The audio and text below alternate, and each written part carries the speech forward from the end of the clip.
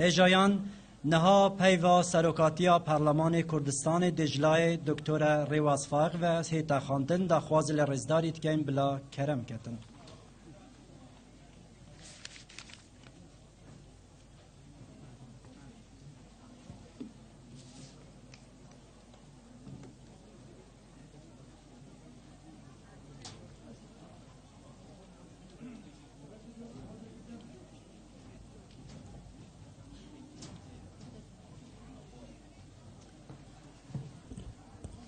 بناوی خوای بەخشندەی میهرەبان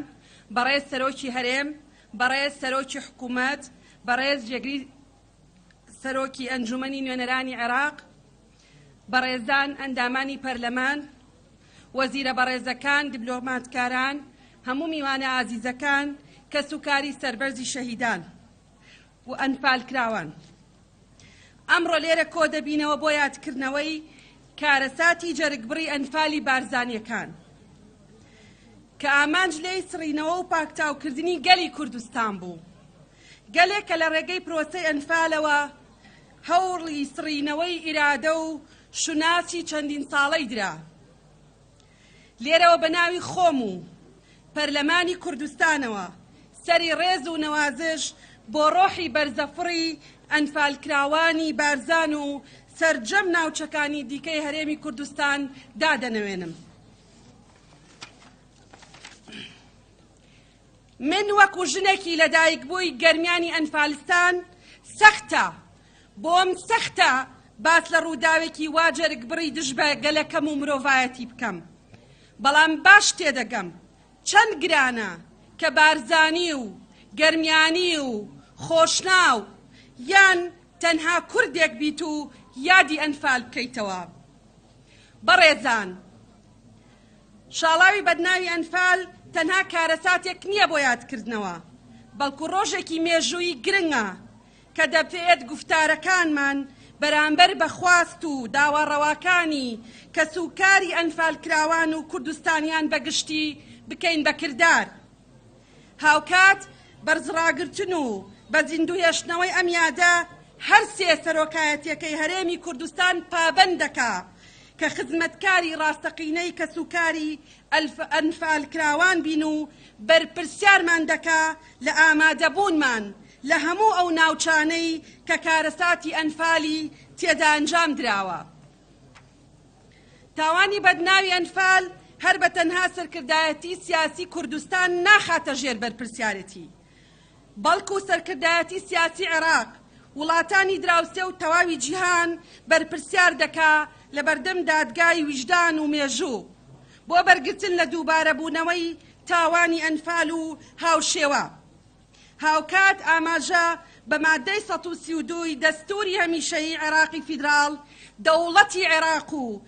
دەسەڵاتە دەستوریەکانی کۆماری عێراق بە قەروبووکردنەوەی کە سوکاریان پابەند دەکات و هاوکات پابەندی حکوومەتی هەرێمی کوردستان دەکا کە لەو پێناوەدا هاو ئاهەنگ بێ. بەڕێزان دڵنیاتانەکەینەوە پەرلەمانی کوردستان بە هەم ئاهەنگی تەواوەتی لەگەڵ سەرۆکایەتی هەرێمی کوردستان و حکوومەتی هەرێمی کوردستان دەکەینە مەیدانی خزمەتکردنی کۆمەڵانی خەڵکی کوردستان و ماڵی دەواکردنی زامە پڕ لە ئازار و مەینەتیەکانی گەلەکەمان و لە سەروی هەموو شتیانەوە خزمەتکردنی کەسوکاری سەربەرزی ئەنفالکراوان و تەواوی شەهیدانی کورد و کوردستان. ئەرکی هەموو لایەکمانە دەست لە ناو دەست بین ناکۆکیەکانمان وەلا بنێین بۆ بنیادنانی کوردستانێ کە خواست و داوای ئەم نەوەیە و نەوەکانی داهاتووی تیاژێگە ببێتەوە. ئەم دۆخە دەخوازێ قەرەبووی ماندووبوون و خۆڕاگری چەند ساڵی ڕابردووی کۆمەڵانی خەڵکی کوردستان بە چاکەی گشتی و خزمەتگوزاری ڕاستەقینە بکەینەوە. کەس و کاری سەربەرزی ئەنفالکراوان ئامادەبوانی بەڕێز سەرکەوتنی پرۆسەی سیاسی لە هەرێمی کوردستان بەندە بە تێکۆشانی بێوچان بۆ دەستەبەری دادپەروەری کۆمەڵایەتی و سەروەری یاسا و بەدامەزراوەکردنی دا و دەستگاکانی دەوڵەت و هەڵکێشانی ڕەگی گەندەڵی و دەرکێشانی نەفەس و دەستی حیزب لە جونگەکانی بەڕێوەبردنی ئەم هەرێمە. کوردستانیان وەک هەر گەلێکی خۆشبەختی تری جیهان مافی ژیانێکی شایستەیان هەیە مافی خۆیانە چێژ لە پێشکەوتن و تازەگەریەکان وەربگرن و ڕێز لە خواست و داواکانیان بگیرێ. ئەمەش بە تەنها بە چاکسازی ڕیشەی و یەکبوون و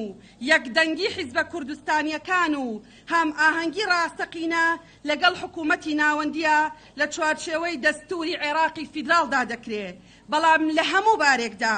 دەبێ ئەولەویەتمان پاراستنی قەوارەی هەرێمی کوردستان بێت و لە مەترسی و هەڕەشەی سڕینەوە بیپارێزین. دۆخی ئێستای هەرێمی کوردستان و عێراق و ناوچەکە بەگشتی لێمان دەخوازێ کە یەکدەنگ بین و بە یەک ئیرادە و بە گیانی لە خۆبردووی کار بکەین و بە یەک ئیرادەش ڕوبەڕووی ئەو تەحەدیاتە ناوخۆی و ئیقلیمیانە ببینەوە. بۆ ئەم مەبەستەش دەبێ پێش هەموو شوێنێ لە ناوماڵی خۆمانەوە دەست پێ بکەین و یەکڕیزی و تەبایی ناوماڵی کورد بپارێزین و دامەزراوەکانی هەرێمی کوردستان بخەینە خزمەتی داوا و داخوازیەکانی گەلەکەمان. ئێرەی بارزانی پڕ لە زام و لە دەشتی سوتماکی گەرمیان و هەڵەبجەی برینار و بالیسانی پڕ لە خەم و گۆپتەپە و سێوسێنان و شێخوەسانان و شاناخسێ و دۆڵی جافایەتی و شەنگاڵی بریندار و تەواوی ناوچەکانی دیکەی کوردستان زامی قوڵی جەستەی نیشتیمان